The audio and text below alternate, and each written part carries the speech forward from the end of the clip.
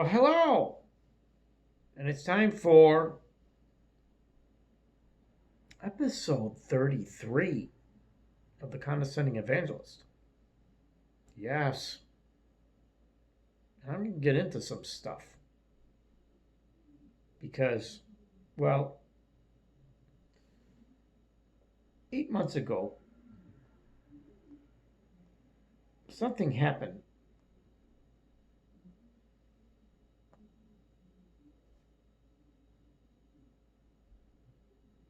Something happened.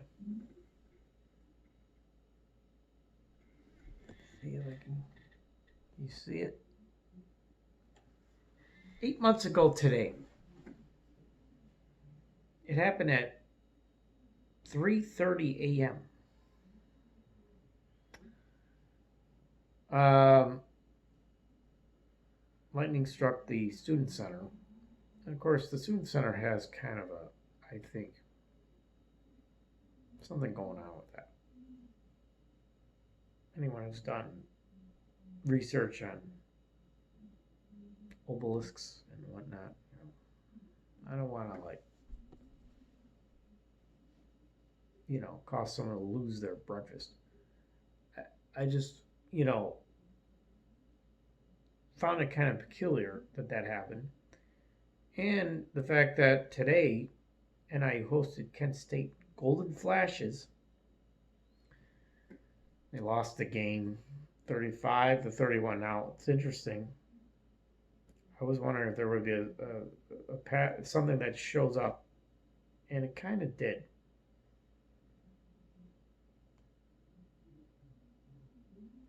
Well, go back to all the games in the month of November. There's something going on with them. For the score of the Toledo game was they lost 42-3. Then they go beat UMass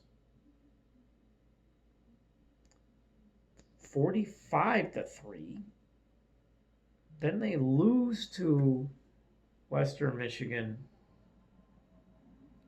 35-19. And then they lose to Kent State 35-31. So it's like, oh, they finished 1-3. When you look at it, it's like in the month of August and September, first 4 games, they were 1-3. The next 4 games in October, all in October, they went 1-3. And then in the final month of the season, they went 1-3. So it was like, there's a pattern right there. And yeah, the winning teams 45 all scored 45 in the first 2 games, and then the second 2 games the winning teams scored 35. And then the first 2 games the losing team scored 3. And then the second 2 games the losing team scored, which just happens to be NIU, 19-31. Okay, 45, 45, 35, 35, 3-3, 19-31. Yeah, there's something going on there. What's significant about 1931? The year 1931. Well, that's the year before FDR was elected.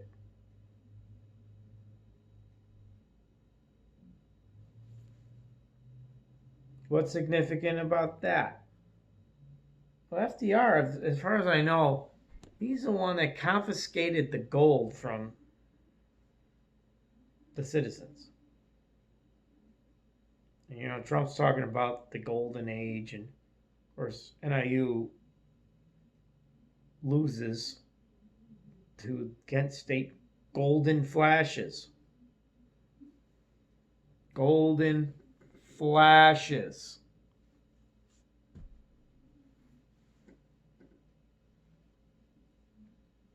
So there's something going on, as I see it.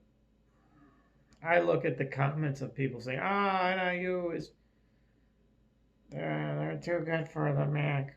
Ha ha ha, goodbye. Good riddance, all that. Whatever, doesn't matter in the end what people think. What matters is, well,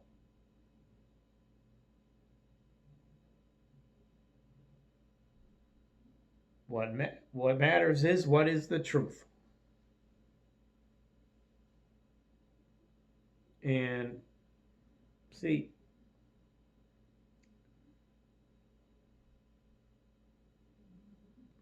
I can get into all the dynamics of why NIU's leaving and why they should have left. They probably stayed too long in the MAC this time around. And you could talk about they probably shouldn't have rejoined the MAC back in 1997. But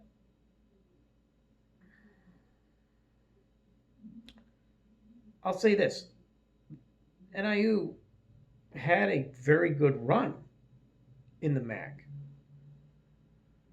up until Thomas Hammock, actually. And see,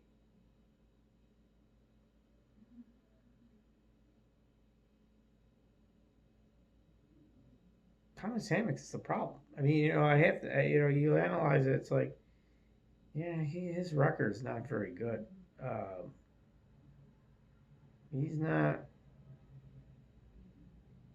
helping things right now. I don't know if he knows what he's doing. But at the same time, I look at the scores, I'm like, it's rigged. Trump has said all sports are rigged. And so Thomas Hammock may be, I don't know. I'm just saying, is it that things are rigged against him?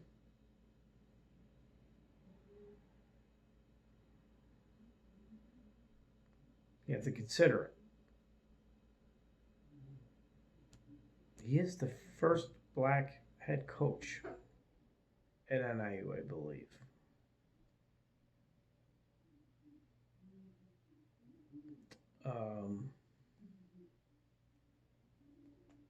Things could be rigged against him.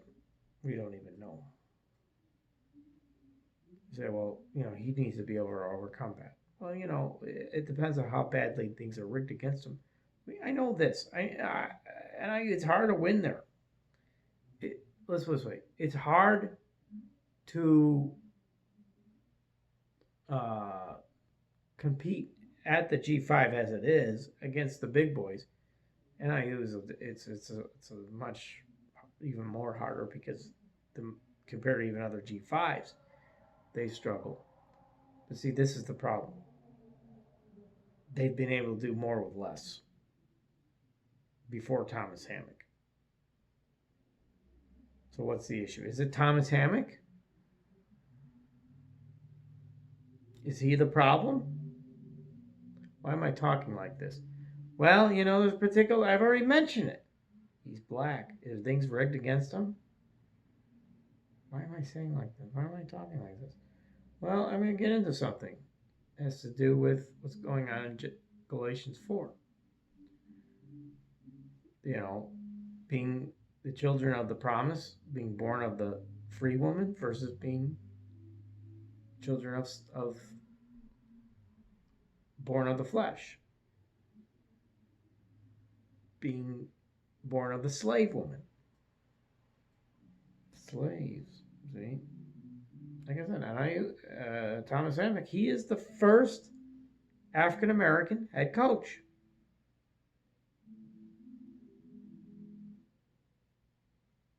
Are things rigged against him? Look, I know how things were before.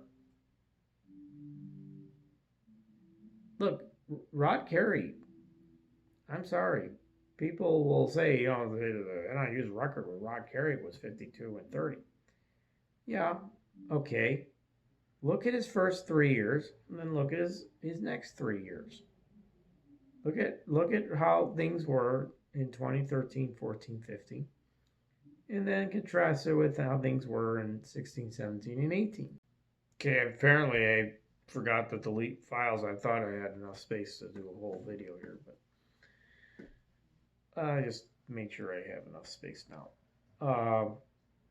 So Thomas Hammock does represent something, I think.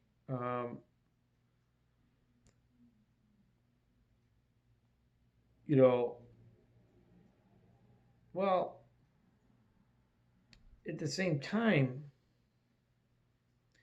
he may represent somewhat of the old guard, some of what I hear him say, but it has nothing to do with race, though. By the way, because they're joining a conference next year, the Mountain West, and you have a particular coach there that's making similar statements that I've heard from Thomas Hammock, and people are not having it. And so I'm hoping this may be a wake-up call for Thomas Hammock himself, and maybe it's a wake-up call for the university to say, no more of this, woe is me stuff. And there is a spiritual application parallel to this. Now I get into it. Galatians chapter 4.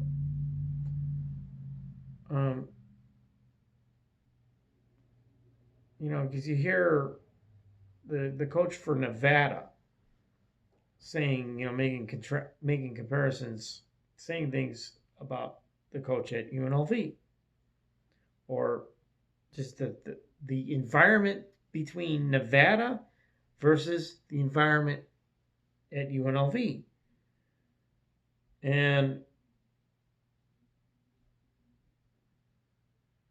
it's one of these things where, okay,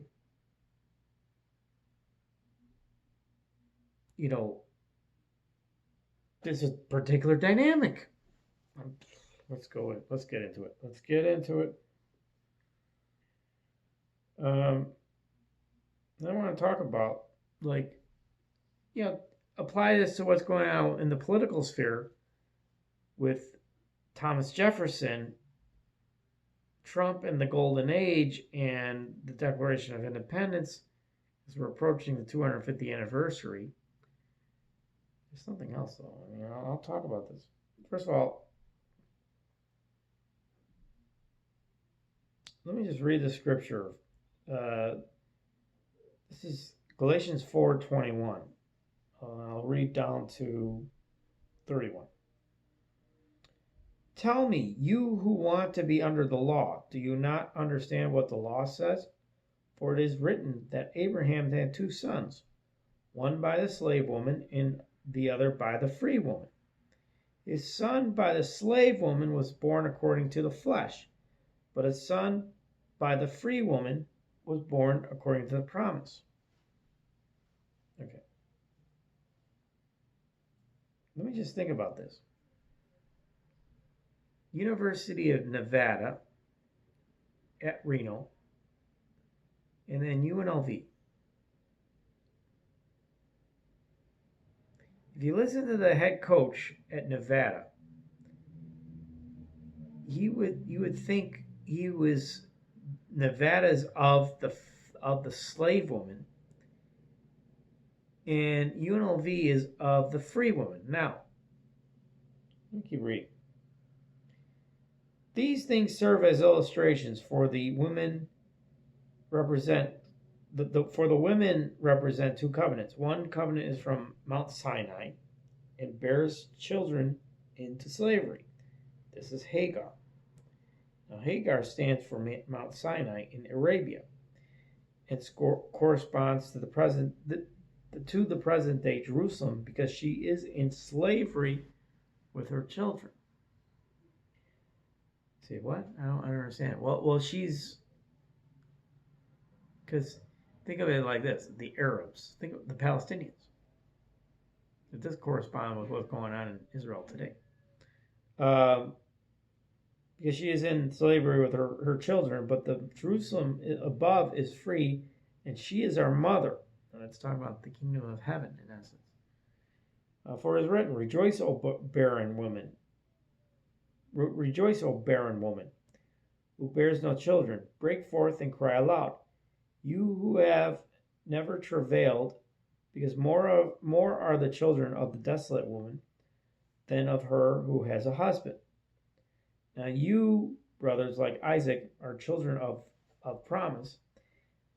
At that time, however, the son born by the flesh persecuted the son born by the Spirit." And we got that going on today with what's going on in Africa, Nigeria in particular, and what's been going on in the Middle East, what's been going on in China. Okay. At that time, however, the son born by the flesh persecuted the son born by the Spirit. It is the same now. But what does the scripture say? Expel the slave woman and her son, for the slave woman's son will never share in the inheritance with the free woman's son. Therefore, brothers, we are not children of the slave woman, but of the free woman. Okay. When you listen to the coach at Nevada,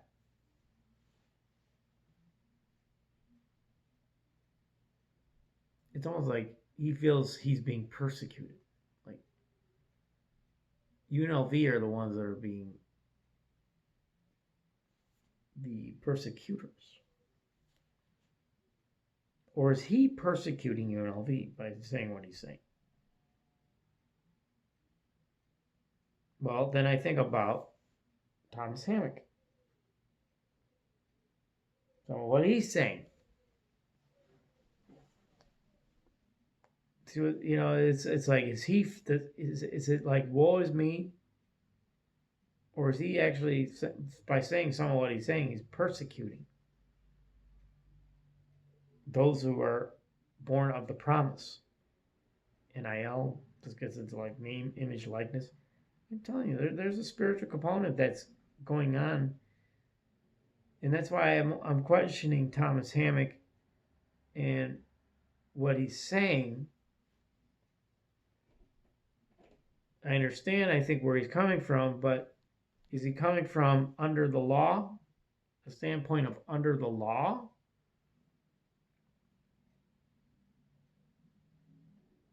Or is he coming from freedom? A standpoint of freedom. I don't think, it seems like he's still in bondage. But hold on. Does that make him the son of the slave woman? Because the slave woman is in bondage. The sons of the slave woman are in bondage in Jerusalem. You think that's the Palestinians. But see, those of us who are born of the promise, who have faith in the Most High through Jesus Christ, his Son, we're also persecuted. See, it's a kind of a circular thing going on. It's not cut and dry. It's much more complicated than people understand. And it's kind of like what goes on with conference realignment. There's a dynamic there that's parallel, I think.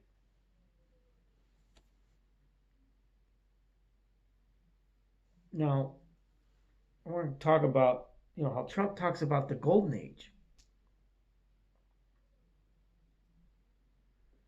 Thomas Jefferson, he what year he passed away on?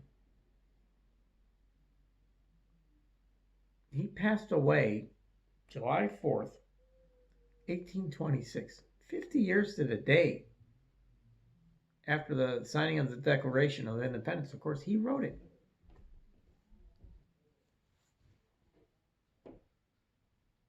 Now, the irony with Thomas Jefferson. He was a slave owner. And there's a story about him having a child with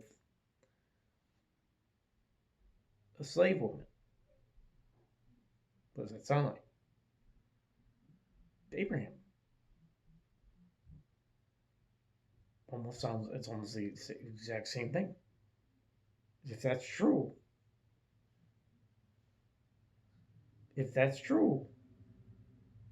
then that's what America is a parallel to what's going on in Israel and the biblical narrative. I think there is a desire to recreate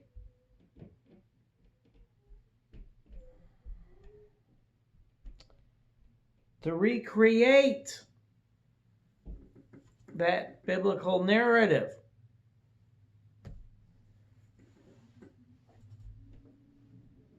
It is 8 months to the day after that happened.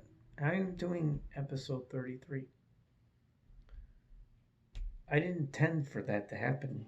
It just kind of happened. Trump talks about, he's even talked about all sports are rigged. Everything's rigged. I think everything is rigged. Who's rigging it? God. I turned 50 2 weeks from yesterday.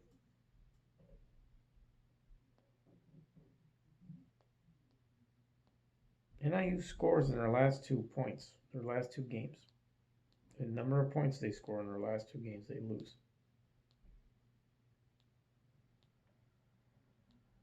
50.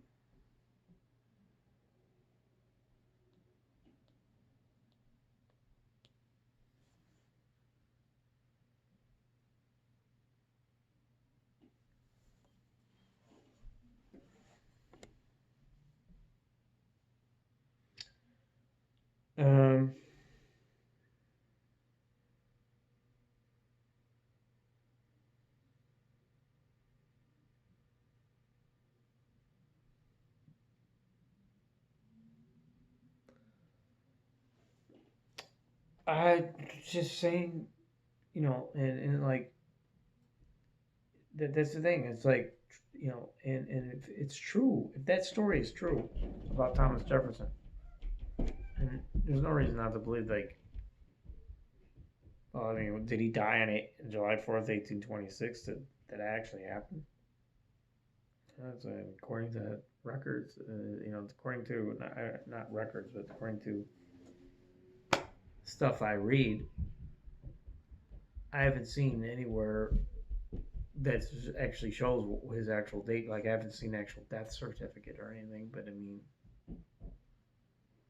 if the truth is out there, I mean, that he died on that day. I think, was it John Adams? Someone else died, I think. I remember hearing about that. Let me just go real quick. It was either John Adams. There's another name that I just thought of. Let me look up John Adams. Yeah, it was John Adams. He also died July 4th, 1826. Now I want to look at one other figure because another name popped in my mind.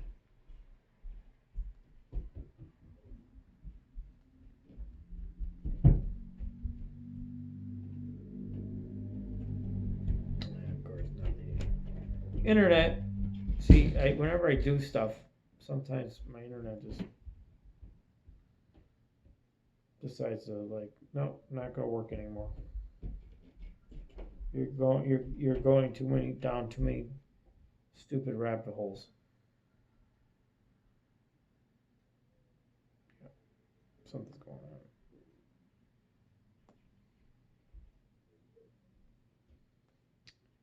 Let me just go here. Let's go to settings. Go here. Here. I don't know why that happens. I gotta do this just to see if it's some reason.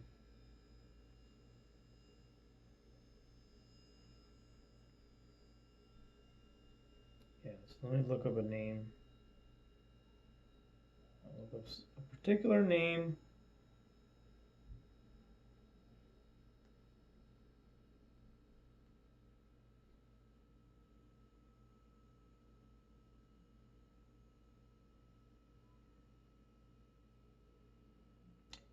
June 28th, 1836. Now, that's kind of interesting. That's about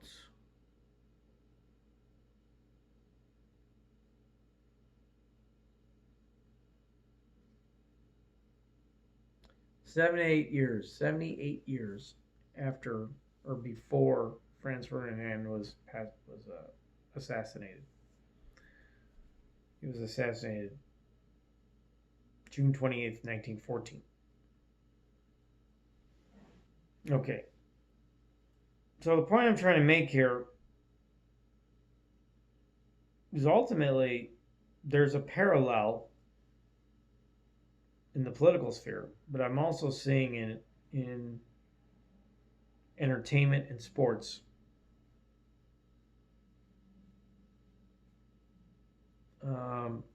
Not sure what to make of it, but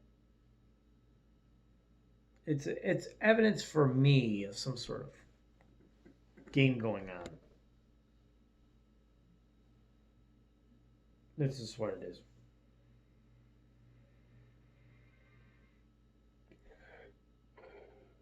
Pardon me. Ate a lot of food last couple of days and kind of feeling the effect of it.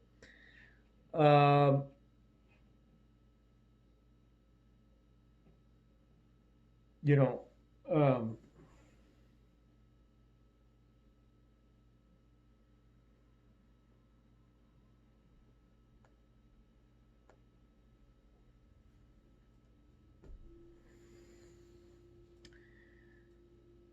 I just think that, it boils down to, because there's a picture here. There's a spiritual component here that's not really fully understood. Because like I said, okay, you've got the Palestinians. They're kind of the Arabs, the sons of Ishmael, if you will. And you have the Jews, or it would be the sons of Isaac. Now, the Jews are actually the sons of Judah. Judah was a son of Jacob, who was Israel.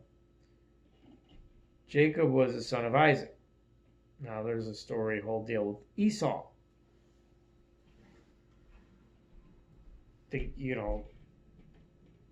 you go down a whole deal with? I mean, the biblical narrative really is much more complex than people understand. And see, I talk about conference realignment. I see a lot of the same kind of dynamics. I just do. I see a lot of the same kind of dynamics with conference realignment and with what I'm seeing in the biblical narrative. And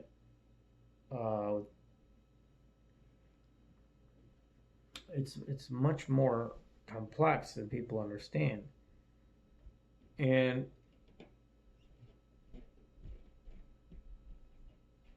it's like money gets in, love of money is the root of all kinds of evil. Why was the Pac-12 originally broken up? It was over money. That's why.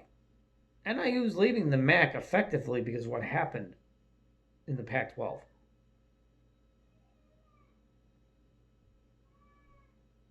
You know, when you have the Big Ten getting numbers like 60 to 80 million,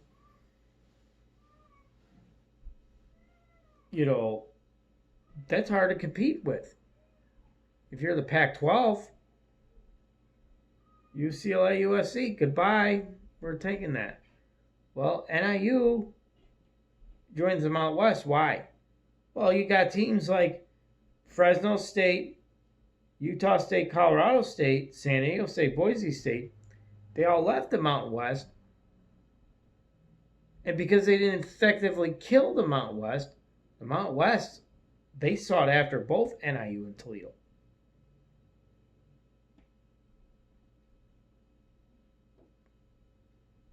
NIU decided to leave the MAC not because they think they're too good for the MAC.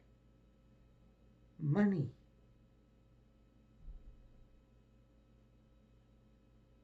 Was it love of money? Well, I think in NIU's case, it was more about they're losing money. They needed money to keep their program afloat. Now, this year, people are saying XYZ, and people will say, well, other schools have the same problem. NIU's got a special, I think it's worse at NIU than people realize.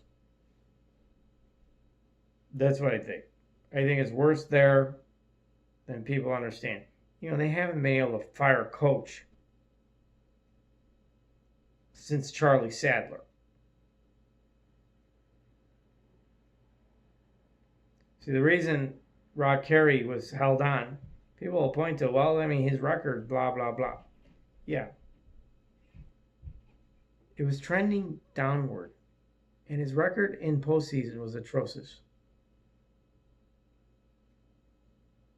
And it wasn't just that his record was bad. They played awful in a lot of in bowl games and conference championship games. Go back to 2013. That 2013 game against Bowling Green. It was a dumpster fire. And so, the point I'm trying to make is, I don't understand why you're talking. Well, I mean, listen to what Thomas Hammock said at the start of the season.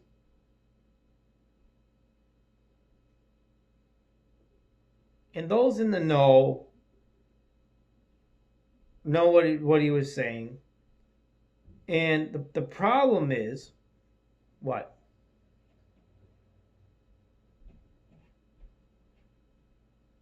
Well, you do have to roll with the changes. That's the issue. I think that's the issue Thomas Hammock has, which gets into the whole deal. It's like he's a slave to his own way of thinking, I think.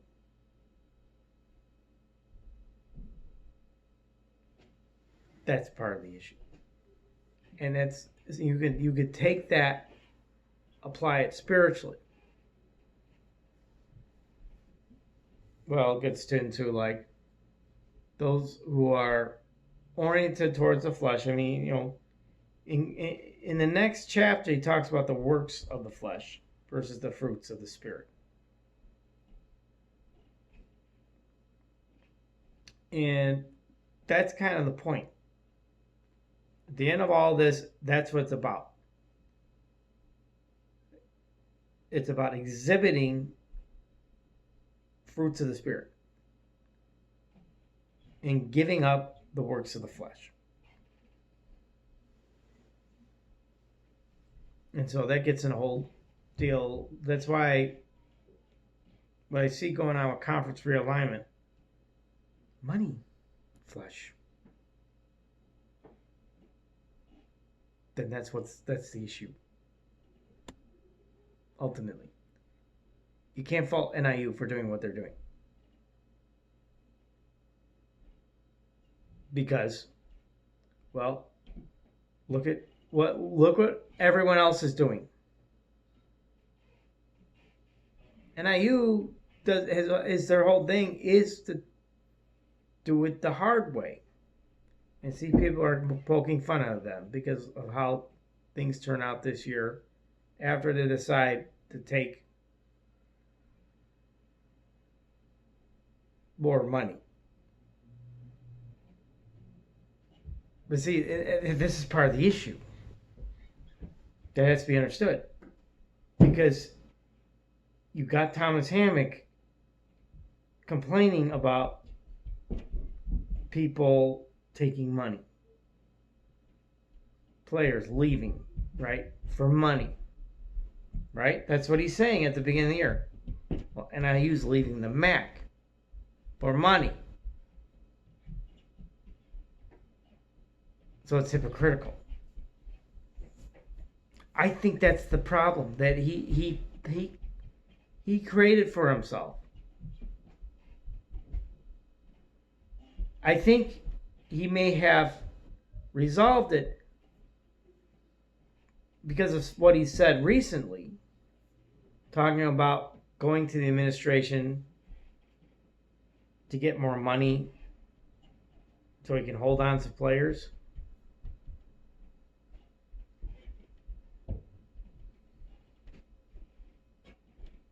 But here's the thing. Just from a pure football standpoint. If you don't know how to build the program right without the money, what's money going to do? And this gets into the whole thing. Is it money that built NIU? The whole point of them moving into the MAC or moving into the Mountain West is to be able to have more revenue for a variety of reasons.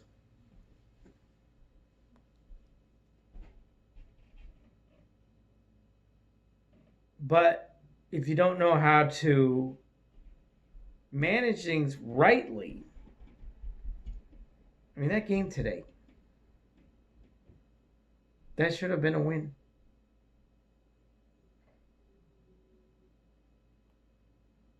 Plain and simple. Once you go up 11 points in the fourth quarter, are you making sure the guys are focused? The defense, they didn't look focused to me. You know, and that's the coach. The coach has got to be, you don't need to be a micromanager, but you got to know by this point in time, this is year 7, the final game of year 7, and it still looks like you don't know how to finish games the right way. And so this boils down for me.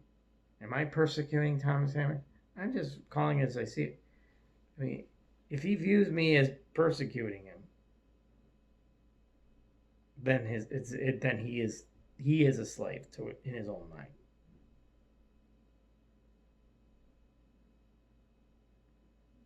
If what I'm saying is offensive to him, and there's a particular dynamic that exists in my own family, I'm very well aware that there are family members that are slaves in their own mind.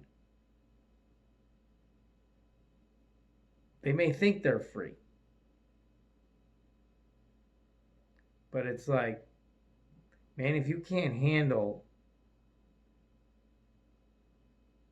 truth that may seem harsh but isn't,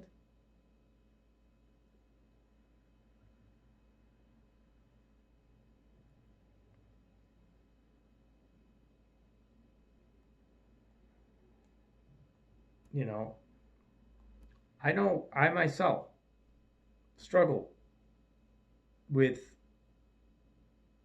hearing things but I mean, I also think there's two sides of the coin. And if you're not considering the other side of the coin, you're not even willing to hear the other side, well, then you're the slave in your own mind. You're the persecutor. And then I'm the one who would be, well, that makes me like a am I like a Palestinian?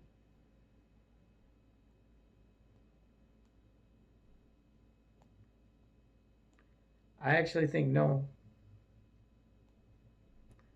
I actually think I'm not the one who's the Palestinian.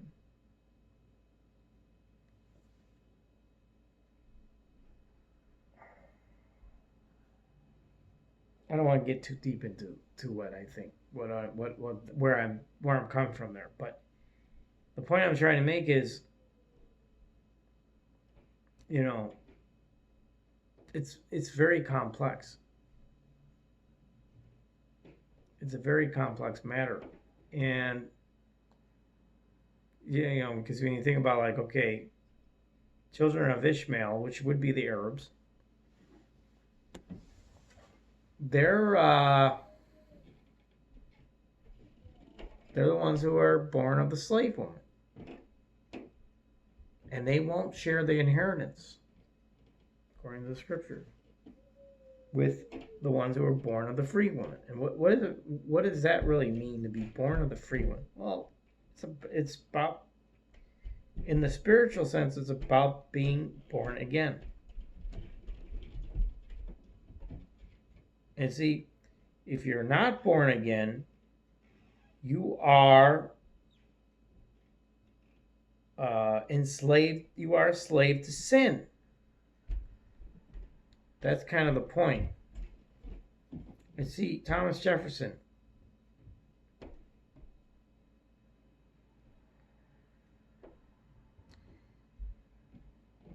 I think he had a problem with the message of the cross.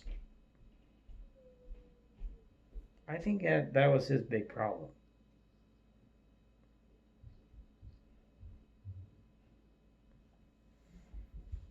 Well, then he is of the slave woman. If that was the truth, because then he falls in that category. That's in 1 Corinthians 1:18. You know, the message of the cross is foolishness to the world, to those. It's foolishness in the eyes of those who don't believe. But it's the power of God to us who are being saved.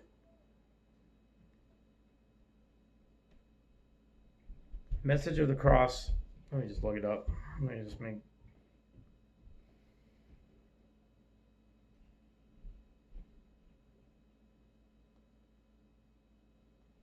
For the message of the cross is foolishness to those who are perishing, but to us who are being saved is the power of God. For it is written, I will destroy the wisdom of the wise, the intelligence of the intelligent I will frustrate.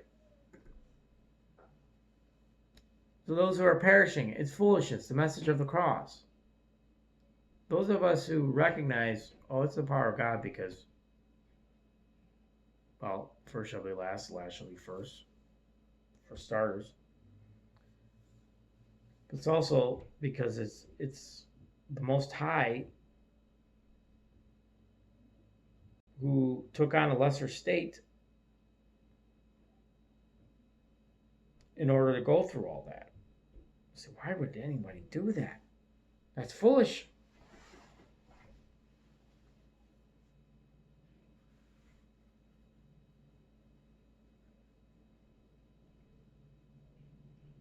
Demonstrate what true humility is, which is the real power of God, you know, understanding humility. That is the real power of God.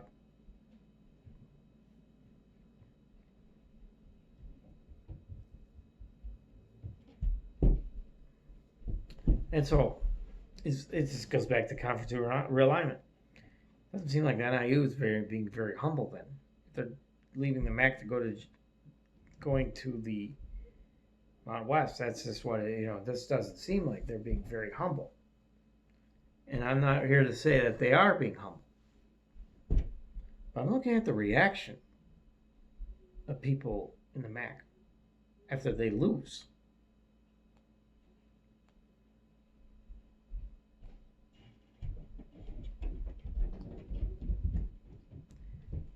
They seem like they're more like the Roman soldiers mocking Christ.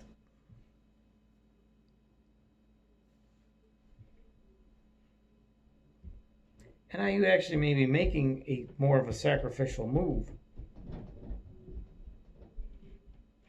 in the way of what?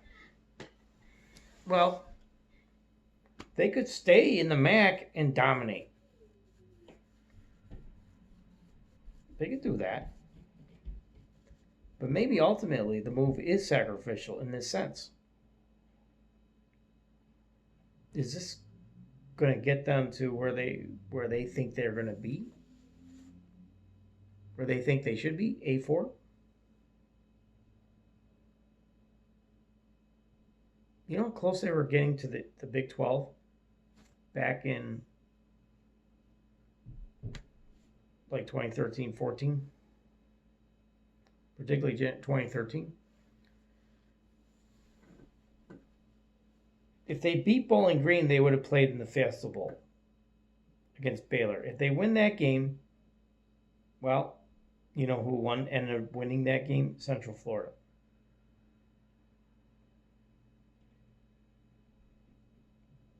Where's Central Florida now? Big 12.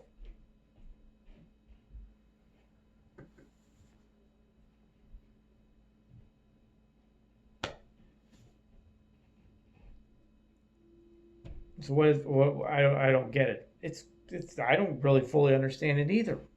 That's why it's so complicated. Not easy to explain.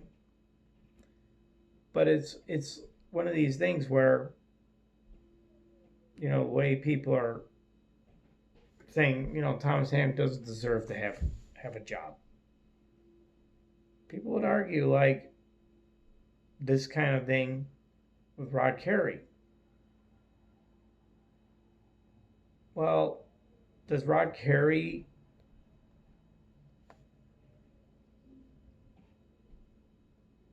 if you held on to Rod Carey, he ends up going to Temple. People forget.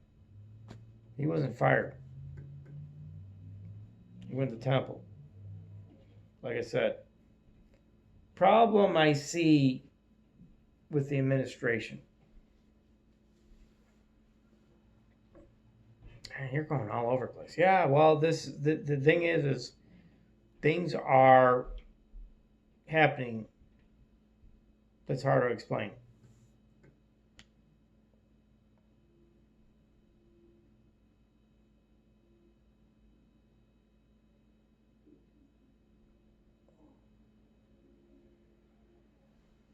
It's difficult to understand. It's difficult to explain all this.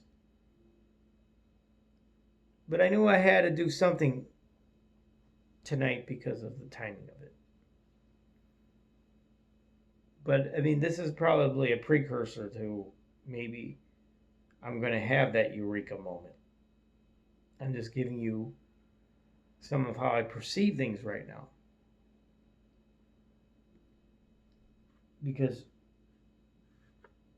we're so far. Days of Noah, right? Are we there? Seems like we might be there.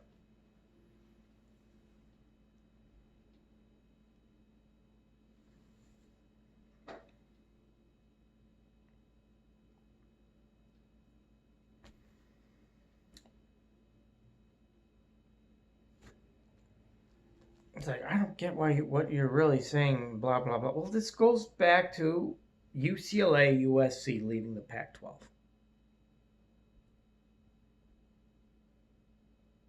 And then Oregon, Washington followed them. And then all of a sudden you lost 4 teams to the Big 12. And then Stanford, Cal, they decided to go to the SEC or ACC.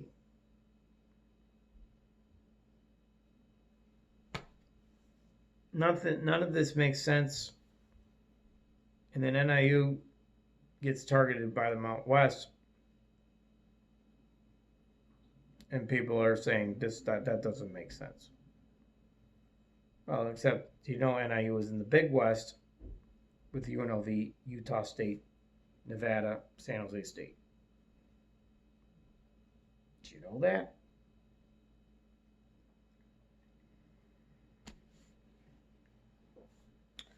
So I try to understand there's a particular dynamic about this, about all this.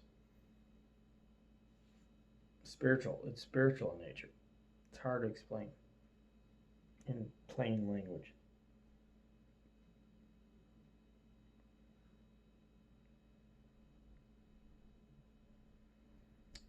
But I have to make a video because the timing of everything else. Trump talking about the golden age. I turned 50, which is like, 50 is considered a golden anniversary. I was listening to halftime show, listening to an alum who was graduated back in 1973. And they set up an organization called the Golden Huskies. Those who have graduated 50 plus years. Got me thinking. In 2027, I will have been 25 years. So I'm thinking, maybe I should look into starting the Silver Huskies. So, I wonder if there's someone who needs to be, was in athletics. Someone who was active in athletics. I wasn't.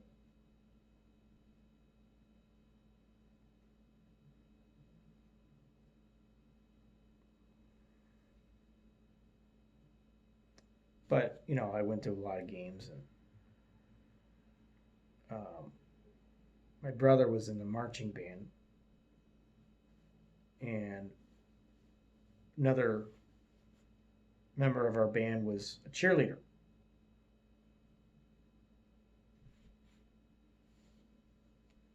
So,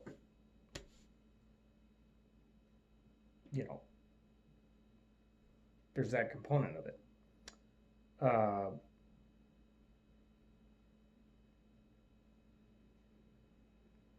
But I just observed all this stuff, and I think I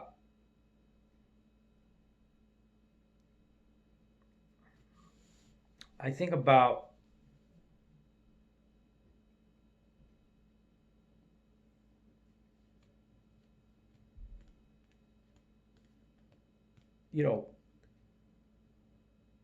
what it all really boils down to.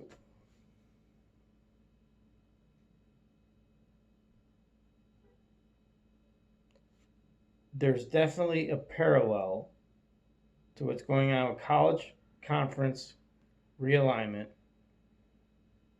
and what I see in the scriptures regarding the free woman, the slave woman, children of the promise, children of the slave woman. And, you have like the Pac-12, for example. Pac-12 was Conference of Champions, but they've been relegated to G6. And I think there are those who went to some of the exiting members who want to get away from the bottom feeders, New Mexico, who might play for the conference championship game.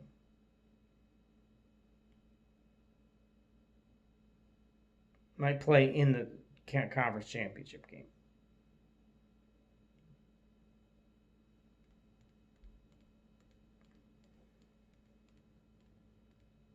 I'll be rooting for New Mexico to win. Because of, they would represent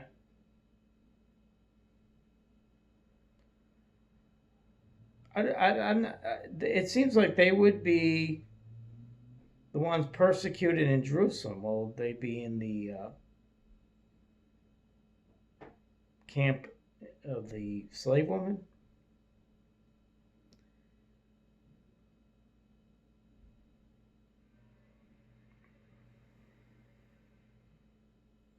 Well, it's much more complicated than anyone really understands. Shabbat Shalom.